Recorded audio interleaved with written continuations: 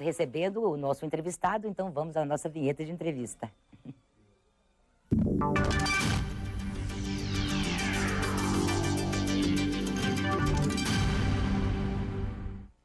Gente, William Saliba, conhecidíssimo em toda Minas Gerais e no contexto nacional como um grande jornalista que ele é, há mais de 4 décadas. E ele é colunista do jornal Hoje em Dia, da Rede Record de Comunicação, a nossa rede, né, em Belo Horizonte, editor da Carta de Notícias, que é a revista do Vale do Aço, e ele foi apresentador de programas de televisão, inclusive na TV Leste, em 1995. Ele produziu e dirigiu documentários curta-metragem que receberam premiação nacional. Foi colunista dos jornais Diário do Rio Doce e Vale do Aço, e ele foi também assessor de comunicação na Cenibra, Uzi Minas Mecânica e prefeituras do Vale do Aço. Então vocês veem a bagagem desse jornalista que é o nosso entrevistado neste momento. Boa tarde, William. Boa tarde. É um prazer recebê-lo. Prazer é todo meu estar aqui, ser convidado do seu programa. Pois é, e obrigada por ter aceito o nosso convite, assim, vindo do Vale do Aço. Eu sei que você é muito ocupado, mas geralmente muito atencioso, eu sei disso. Muito obrigado. Bom, hoje você atua no Vale do Aço, mas você, inclusive, se casou em Valadares, viveu aqui muitos anos, teve seus filhos aqui, é isso mesmo? Sem dúvida. Eu me casei aqui em Governador Valadares com a Ângela Argolo e todos os meus 3 filhos nasceram aqui em Governador Valadares.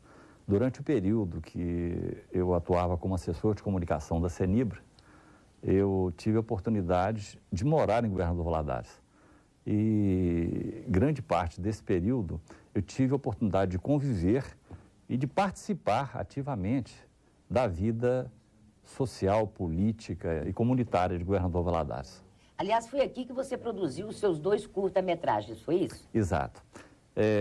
No final da década de 70, início da década de 80, haviam os festivais de cinema brasileiro de curta-metragens e na época a gente fazia algumas produções experimentais de curta-metragens com a bitola de Super 8 e o primeiro filme que eu aqui produzi foi o Alerta Verde, onde eu tive a oportunidade de filmar cenas das enchentes que assolaram o Governador Valadares em 1979.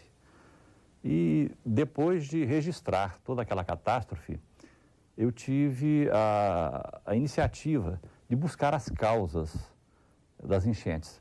Foi quando acabei desenvolvendo um roteiro onde a gente mostrava o desequilíbrio ecológico já naquela época, em 79, como causa das enchentes do Rio Doce.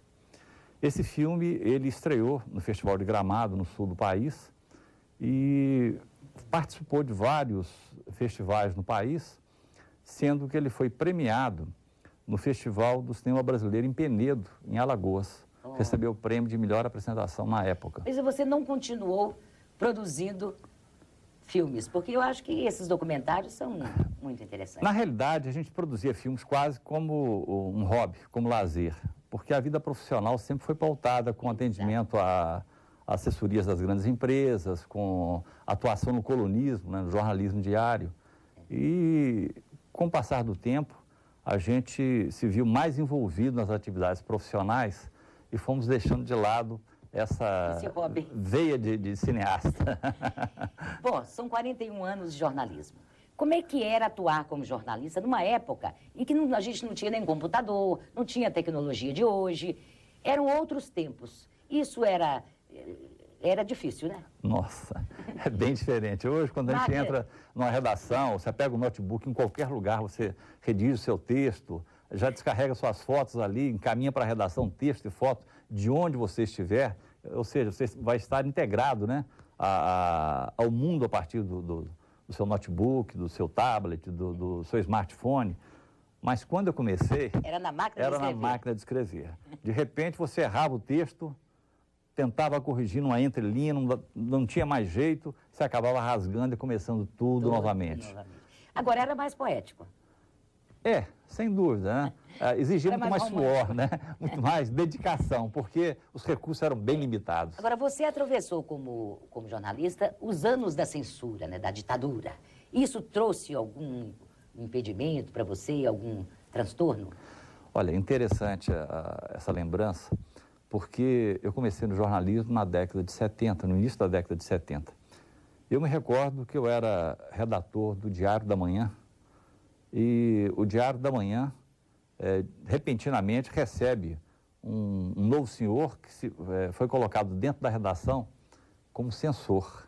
Ah, meu Deus. E esse senhor, todo dia, ia de terno e gravata, todos os nossos textos tinham que passar por ele, de repente você se empenhava, caprichava no texto maravilhoso, passava nas mãos desse censor, ele riscava, você tinha que refazer o texto naquela correria, porque você tinha um horário de fechamento da edição, e o fechamento já não era tão rápido, que você tinha que mandar para o linotipo ia compor linha por linha, para montar uma página, enfim, era uma loucura. E a gente se via, de certa forma, constrangido de ter esse censor dentro da redação. Mas, claro, era terrível. Ainda mais que, com certeza, ele não entendia, não seria nenhum jornalista, não teria esse dom. Me parece, ele era sargento do Exército, se não me engano. Já pensaram?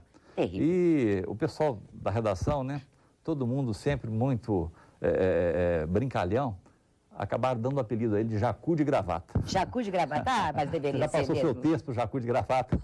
Nós temos umas fotos que eu gostaria que o jornalista William Saliba fosse comentando. Ah, sim. Essa foto aí, no meu período de como assessor de comunicação da Cenibra. Foi quando eu tive a oportunidade de receber o Eliezer Batista, que era presidente da Vale do Rio Doce. Aí na foto a gente vê ao lado do Eliezer o então presidente da Cenibra, Abílio dos Santos, aquele japonesinho ali mais ao fundo, era o diretor industrial, o senhor Kohirata, e aquele de barba ali, alto, magro, por incrível que pareça, sou eu. É você.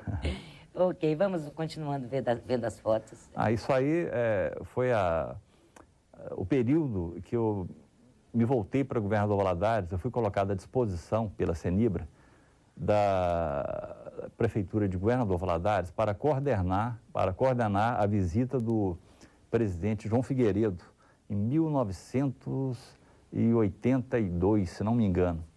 E, na época, o governador de Minas era o Francelino Pereira.